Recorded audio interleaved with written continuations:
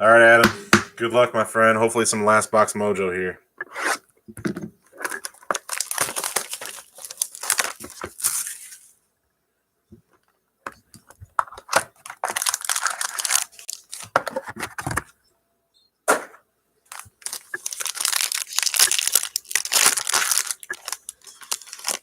All right, personal box break for Adam. Lovely.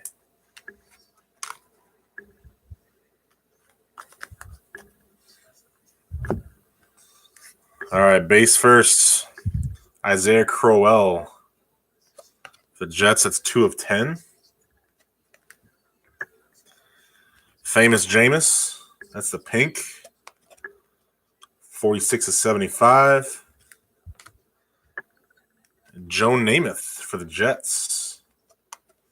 15 of 25. Nice card there. And LaShawn McCoy base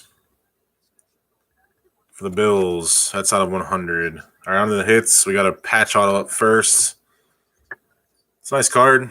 Mike Gesicki for the Dolphins. That is the orange parallel. That is 44 of 50. So Mike Gesicki. Got a Mason Rudolph jumbo patch for the Steelers. That's 28 of 50. No, those ones look orange. The one look gold.